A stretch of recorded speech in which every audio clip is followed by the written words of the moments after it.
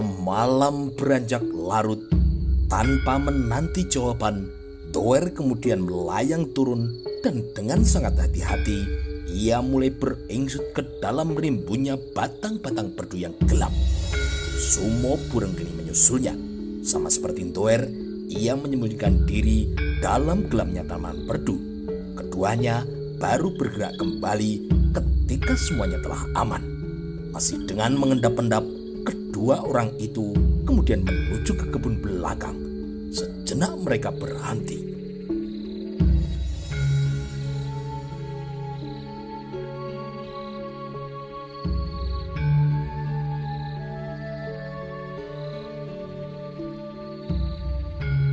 "Tunggu aku sampai selesai menyebar sirup," bisik Sumo burung. "Jangan, Ki Lurah, jangan." "Kenapa?" "Ki Lurah lupa, orang-orang Mataram dikenal sebagai gudangnya ilmu. Jika Ki Lurah menyebar sirup, para perwira jaga tentu akan mengetahuinya. Dan itu bisa berbahaya, Ki Lurah. Lalu, kita berjalan apa adanya, Ki Lurah. Asal hati-hati, semuanya pasti beres." Sumo burung kini mengangguk. "Baik, aku manut." Masih dengan mengendap-endap, keduanya kembali kini merayap. Di serambi belakang mereka kemudian berhenti. Setelah berunding sejenak, keduanya menuju salah satu ruangan yang agak gelap. Ruangan itu hanya diterangi lampu minyak temaram. Sumo burung dan Doer kini bergerak dengan cepat. Dengan penuh kewaspadaan, keduanya kemudian mendekat. Langkah mereka demikian ringan, seakan-akan tidak berpijak di atas lantai. Setapak demi setapak, kedua orang itu merayap dari ruangan satu ke ruangan yang lain. Malam kini menjadi semakin tidur. Suasana sepi dan senyap. Hanya bunyi belalang kecek dan jangkrik yang kadang memecah kesunyian malam itu. Namun Sumo burung dan Doer seperti tuli. Masih dengan mengendap-endap, keduanya kini terus bergerak. Sambil menyentuh tangkai keris yang terselip di pinggangnya, Sumo burung mengamati seluruh ruangan dari kegelapan. Sejenak ia berjongkok pada satu sudut ruangan yang gelap. Telapak tangannya kini terasa menjadi basah. Dengan detak jantung yang bagai berlomba, Sumo burung memperhitungkan setiap keadaan. Ketika dilihatnya dua orang prajurit tertidur bersandar pada dinding, secara berurutan mereka kini menyelinap masuk. Dengan berlindung di balik tirai, lagi-lagi mereka mengamati keadaan.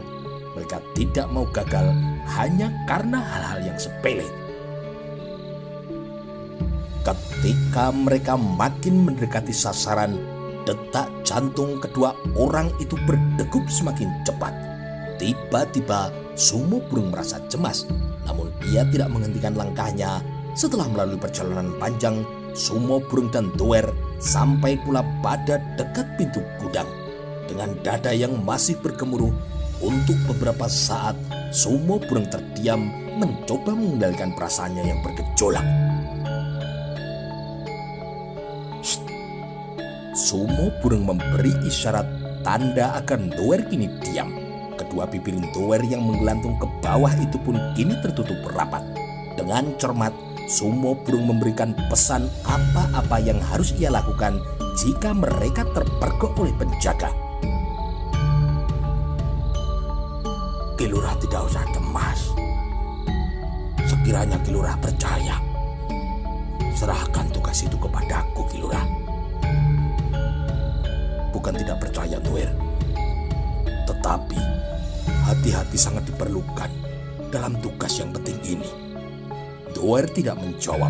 Sumo burung sebenarnya yakin bahwa Doer bisa melakukan tugas itu dengan baik. Namun tugas itu tidak begitu saja dapat dipercayakan kepada orang lain. Meskipun Doer memiliki kemampuan yang cukup karena pengalamannya luas, ia tidak tega untuk melepaskannya begitu saja. "Baiklah kalau begitu, Ki Lurah. Mari kita bergerak bersama." Tanpa menunggu, keduanya kini bergerak kembali. mereka harus menyelinap di balik rimbunnya tanaman perdu ketika di sebuah tikungan 2 orang prajurit jaga berjalan ke arahnya. Kedua orang prajurit itu tidak berpaling ke arah mereka. Sambil terus melangkah, kedua penjaga itu tengah asyik membicarakan sesuatu yang nampaknya lucu bagi mereka. Dan hal itu membuat kedua prajurit itu tertawa tertahan-tahan. Dengan cepat, Sumo Burung dan Doer kini menghindar. Dalam keremangan lampu minyak, dilihatnya sebuah regol kecil yang tidak tertutup. Keduanya kemudian menyelinap ke dalam regol itu. Awas ya Guntuer. Sembari menahan nafas, Sumo Burung kini melihat longkangan bagian dalam. Di serambi nampak sebuah lampu minyak yang tidak begitu terang. Sebuah pintu putulan nampak tertutup, dan dengan satu isyarat tangan, Sumo Burung kini memanggil Doer untuk mendekatinya. Dari tempat itu, keduanya dapat melihat serambi dalam yang dilengkapi dengan berbagai perabotan. Beberapa bangku panjang kini berjajar di depannya. Hanya beberapa langkah dari tempatnya berdiri, sebuah seketeng nampak gelap karena oncornya mati. Dari seketeng itu, keduanya dapat melihat pos penjagaan di samping pintu masuk. Selagi Sumo Burung dan Doer mengamati pos penjagaan itu, buru-buru keduanya harus kembali berlindung di balik pepohonan yang tumbuh hampir melekat pada dinding itu. Ketika kemudian keduanya mendengar derit pintu yang terbuka. Dari tempat persembunyiannya, mereka melihat 2 orang penjaga keluar dari sebuah pintu. Punggung Sumo Burung kini terasa basah ketika ia mendengar salah seorang di antaranya kemudian berkata, "Oncor di seketeng itu mati." Sumo Burung menggamit Doer. Mereka harus cepat pergi sebelum oncor di seketeng itu dinyalakan. Maka begitu kedua prajurit jaga itu memasuki longkangan, keduanya telah meninggalkan tempatnya. Dengan agak tergesa-gesa, Sumo Burung kini menemui para anak buahnya. "Bagaimana Ki Lurah? Beres?" bertanya kini Gendon begitu melihat Sumo Burung dan Doer mendekat. "Sudah, jangan banyak omong. Bumbung minyak dan batu titikan apa sudah siap?" "Sudah siap Ki Lurah." Sumo Burung tidak menanggapi. Ia langsung memberikan beberapa petunjuk titik-titik mana yang perlu untuk disasar. "Kalian lewat pintu mutulan dan langsung menuju ke sasaran. Gudang beras itu berada di tengah, agak ke belakang. Kalian paham? Ingat, jangan mengelompok. Usahakan bekerja cepat dan berpencar." "Bagaimana dengan para penjaga itu, Ki Lurah?" "Jangan cemas. Mereka berkumpul di pos penjagaan bagian depan. Karena itu, kalian harus bekerja dengan cepat." "Ya, benar. Aku dan Doer akan berada di depan, mengawasi keadaan. Begitu api mulai menyala, segera tinggalkan tempat itu. Kita bertemu lagi di tempat semula. Jelas?" Selagi pengikutnya mengangguk, Sumo Burung memerintahkan untuk segera berangkat. "Cepat, waktu kita terbatas." Tanpa membuang waktu lagi, mereka kini meninggalkan tempat. Masih dengan mengendap-endap, mereka kini bergeser setapak demi setapak tanpa berkata-kata. Dengan berurutan, mereka kini mengikuti Sumo Burung dan Doer yang berjalan di barisan paling depan. Begitu sampai sasaran, mereka kemudian langsung untuk menyebar. Para penjaga yang berada di pos depan sama sekali tidak menyadari 6 orang yang berpakaian hitam-hitam kini tengah merayap mendekati dinding tempat penyimpanan beras dan juga bahan pangan lainnya. Mereka baru terkejut begitu mendengar hiruk-pikuk di bangunan sebelah. Hampir bebarengan mereka kini berloncatan keluar. Dada para peronda itu berdesir ketika melihat api yang menyala-nyala di bagian gudang beras. "Kebakaran! Kebakaran!" teriak mereka sambil berlari-lari ke arah api yang mulai membesar. Hanya dalam waktu yang singkat, api kini telah mulai menjilati bagian atap tempat itu. Pada beberapa bagian di sisi belakang, api juga telah mulai berkobar. para peronda kini dibuat sibuk. Mereka yang sedang tidur kini terperanjat. Sesaat mereka saling berpandangan lalu bergegas berloncatan keluar. Ki Surorejo, kepala perwira jaga, kemudian juga berlari keluar, serta beberapa prajurit yang lain juga saling berlarian saling tunjang lanjang. Mereka kebingungan ketika melihat api yang kemudian terus membesar. "Air! Air! Cepat ambil air!"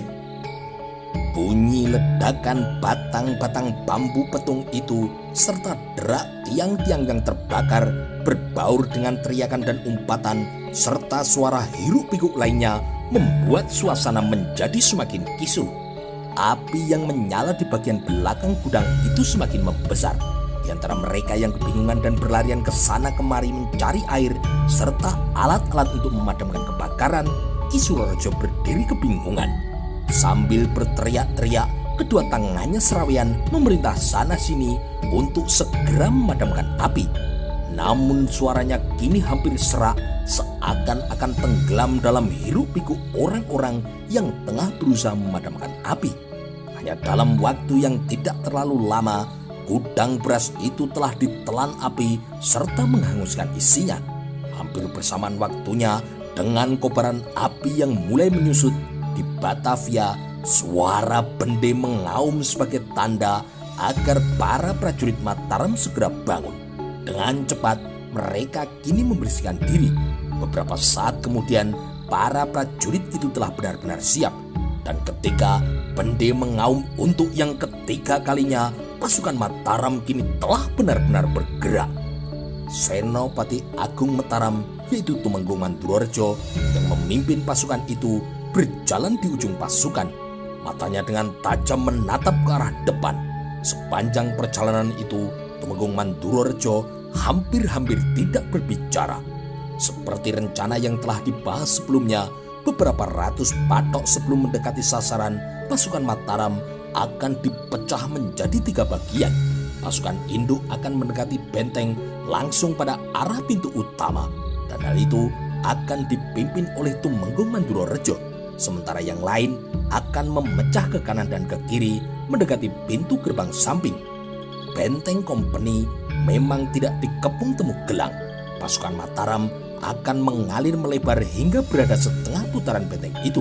Untuk menjaga segala kemungkinan, Tumenggung Mandurorejo telah menugaskan petugas-petugas khusus yang harus melaporkan jika ada sesuatu yang dianggap penting. Ketika langit kemudian menjadi semakin terang, pasukan Mataram telah mendekati dinding benteng Batavia.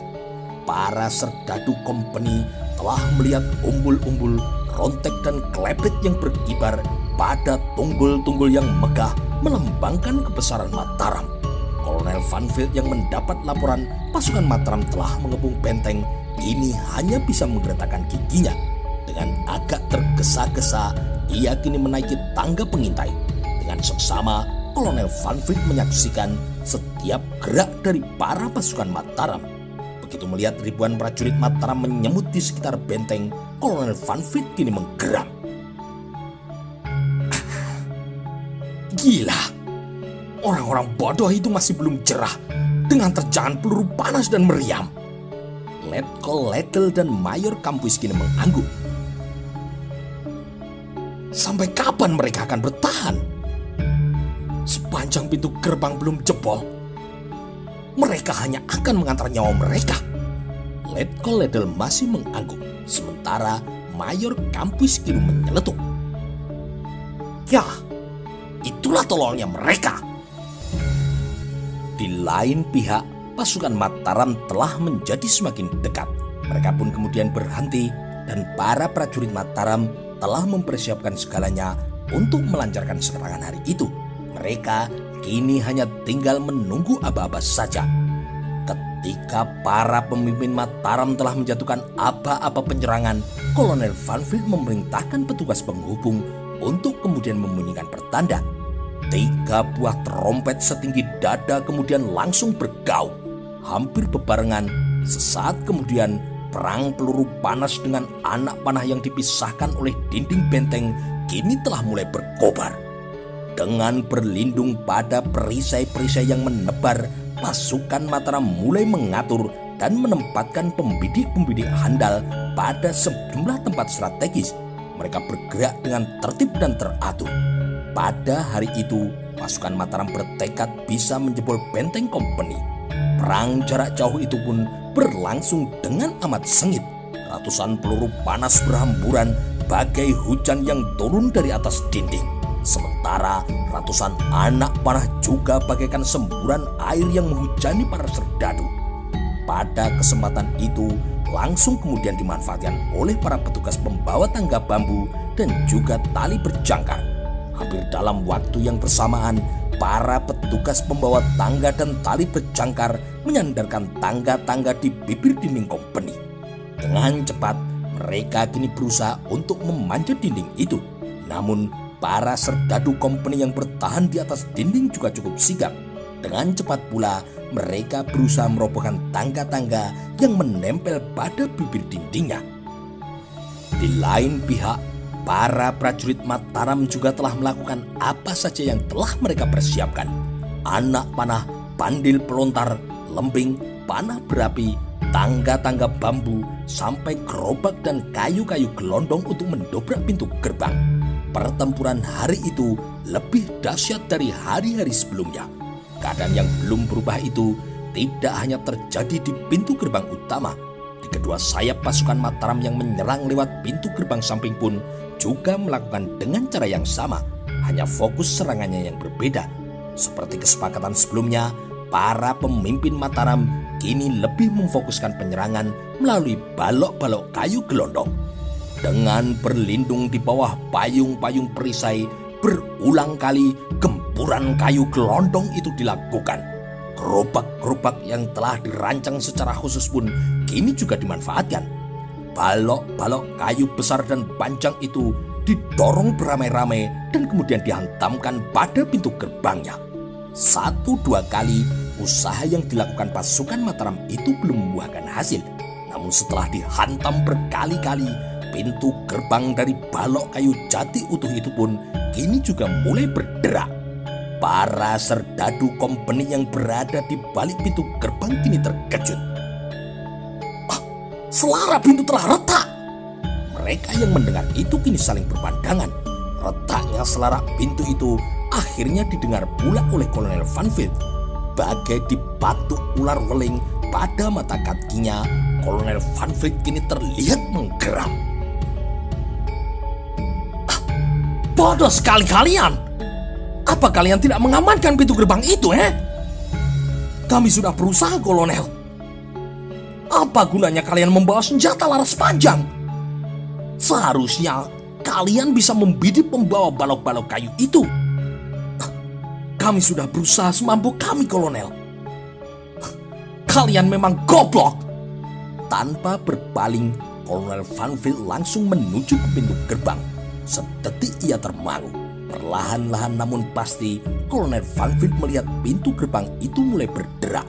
Selapis demi selapis, tembok pintu gerbang yang tebal itu pun mulai geripis. Makin lama semakin lebar dan dalam. Guncangan dan derak pintu gerbang itu pun semakin menjadi keras manakala dihantam oleh balok kayu dari luar. Para prajurit Mataram yang melihat guncangan pintu gerbang itu kini kemudian bersorak-sorai. Hantam terus! Hantam pintu itu! Sambil berteriak-teriak, para pasukan Mataram terus menghantam pintu gerbang dengan balok-balok kayu gelondongan. Pintu gerbang yang terbuat dari kayu jati utuh dan diperkuat oleh batang-batang besi itu pun kini mulai bergoyang. Sejumlah serdadu kompeni yang berada di balik pintu gerbang itu kini mulai gelisah. Mereka bergerak mundur untuk menjauhi pintu gerbang itu. Hantaman balok kayu dari luar kini menjadi semakin kuat. Tumenggung Mandurorejo yang mendengar retaknya pintu gerbang itu kemudian segera bertindak.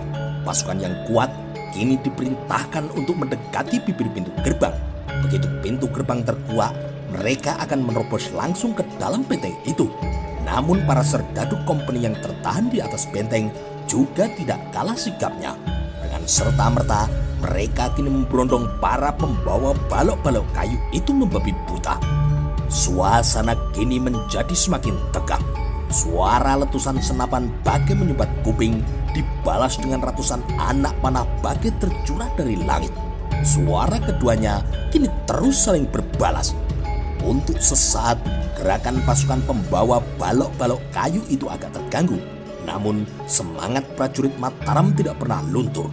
Korban memang berjatuhan, namun dengan segera pula digantikan oleh para prajurit yang lain. Dengan semangat yang pantang menyerah itu, mereka terus mendobrak pintu gerbang. Pintu gerbang itu kini terlihat mulai miring. Setelah dihantam balok kayu sekali lagi, pintu benteng itu akhirnya jebol. Sorak-sorai pasukan Mataram kini bagai membelah langit. Mirip banjir bandang, ribuan prajurit Mataram kini menghambur memasuki benteng kompeni itu. Susul menyusul, pertempuran jarak dekat kemudian langsung terjadi. Bunyi denting senjata, lolongan kesakitan, umpatan dan sumpah serapah campur aduk mirip desaan setan. Perang berubuh kini berlangsung dengan dahsyat. Melingkar! Semuanya melingkar! Persempit medannya! Sejumlah senopati yang mendengar perintah itu pun langsung tanggap. Mereka menutup ruang gerak kompeni dan dengan berteriak lantang, Senopati Diposonto memerintahkan pasukannya untuk menjepit lawannya. Kurung mereka! Kurung! Hampir serempak, para prajurit Mataram kini bergerak melingkar menjepit lawan. Kompeni tidak tinggal diam. Benturan dua kekuatan itu benar-benar dahsyat. Kedua belah pihak memiliki kebanggaan atas kesatuannya masing-masing dan merasa tidak terkalahkan. Para serdadu kompeni merasa sebagai prajurit pilihan yang didatangkan dari seberang lautan dan kaya akan pengalaman. Namun para prajurit Mataram pun juga merasa sebagai pasukan yang tidak terkalahkan. Para prajurit Mataram merasa telah mendapat gemblengan berat dengan pengalaman yang khusus pula. Maka perang yang terjadi adalah sebuah perang yang ruwet. Mereka saling mendesak, saling menerjang, dan juga saling menyerang. Sorak-sorai yang berbuncah-buncah seakan-akan hendak memecahkan dinding-dinding benteng yang tebal itu. Hiruk-pikuk pertempuran yang terjadi kian menggetarkan jantung. Prajurit Mataram terus mendesak lawannya. Betapapun serdadu kompeni bertahan, pasukan Mataram yang datang bagai air bah terus merengsek masuk ke dalam benteng. Dan hal itu membuat pertempuran semakin meluas. Bahkan ujung-ujung arus prajurit Mataram itu telah menusuk pada berbagai sisi pertahanan. Tumenggung Mandurorejo yang menyaksikan gerak pasukannya kemudian memutuskan untuk segera membuka kedua pintu samping. Segera jebol pintu samping! Senopati Agung Mataram itu menghitung gerakan pasukan Mataram akan lebih cepat dengan membuka pintu samping daripada menarik pasukan cadangan yang masih berada di luar benteng. Kompeni kini bertahan mati-matian. Melalui seorang penghubung, seorang perwira bahkan telah menarik bantuan untuk ikut mempertahankan pintu yang akan dibuka itu. Pertempuran sengit juga terjadi di sekitar pintu samping yang masih tertutup. Begitu pecahnya pintu gerbang utama juga didengar oleh Tumenggung Uposonto. Dengan sangat tergesa-gesa, ia kemudian memerintahkan separuh pasukannya untuk kemudian memasuki benteng. Jangan lebih dari separuh. Bagaimana jika sebagian aku bawa masuk, Kakang? Jangan sembrono. Jika sebagian besar dari kita meninggalkan tempat ini, maka mereka itulah yang akan keluar dan menghancurkan kita. Randu Watang kini mengangguk. Baik, Kakang. Aku berangkat sekarang. Dengan demikian, para prajurit Mataram yang semula masih tersebar di luaran kemudian segera ditarik masuk ke dalam benteng untuk mengepung pertahanan kompeni.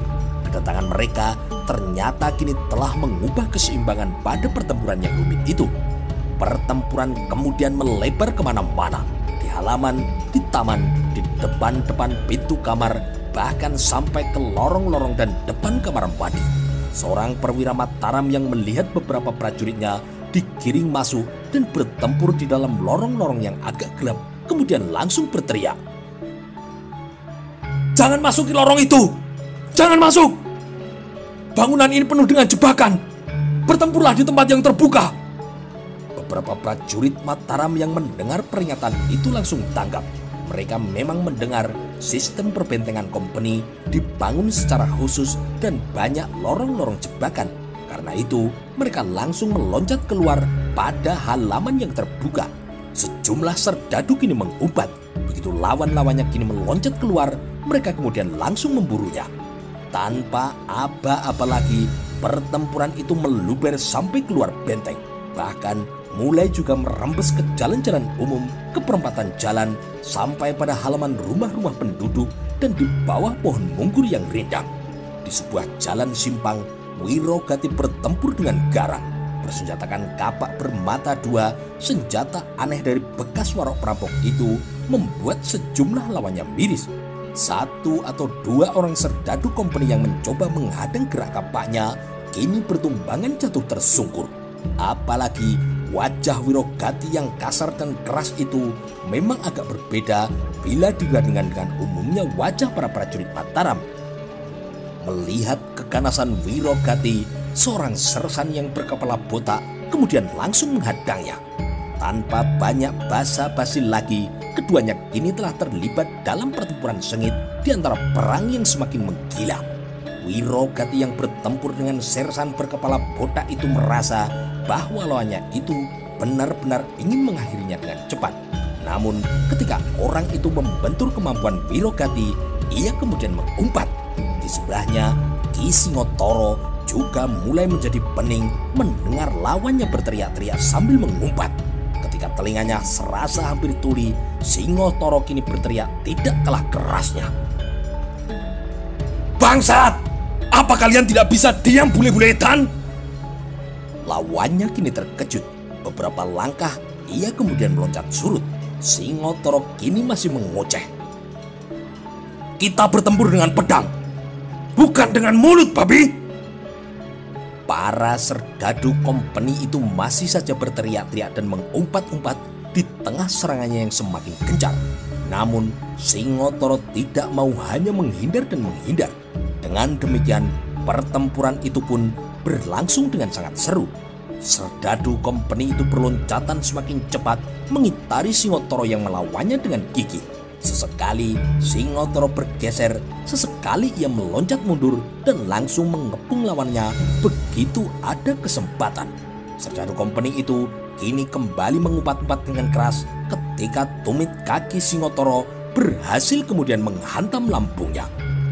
Serdadu itu kini sedikit menjadi goyah. Sambil meloncat, ia kemudian kembali menyerang lawannya bagai kisaran angin prahara. Singotoro kini merasakan dahsyatnya serangan itu. Karenanya, ia kini tidak boleh terlambat. Dengan cepat pula, ia mengimbangi serangan lawan itu sehingga pertahanannya pun sekokoh batu karang. Gempuran serdadu company itu setiap kali kandas oleh kecepatan gerak Ki Singotoro yang kadang-kadang membingungkan. Meskipun demikian, serangan-serangan yang datang beruntun itu sesekali sempat juga mendesak Singotoro untuk kemudian meloncat menghindar. Matahari kini terus bergeser ke arah barat. Pertempuran kini juga menjadi semakin sengit. Namun sampai sebegitu jauh, belum ada tanda-tanda pertempuran itu akan segera berakhir. Meskipun dalam segi jumlah prajurit Mataram masih lebih banyak, semangat tempur para serdadu company itu juga tidak pernah susut. Korban kini menjadi sulit untuk terhitung. Senopati Agung Mataram, yaitu Tumenggung Mandurejo, yang setiap saat mendapat laporan perkembangan dari medan peperangan, belum merasa perlu menarik sisa pasukan Tumenggung Uposonto dan Tumenggung Baurekso yang masih berada di luar benteng. Dari keterangan para petugas penghubung, Tumenggung Mandurejo bisa menebak kedudukan pasukan Mataram masih bisa untuk diandalkan.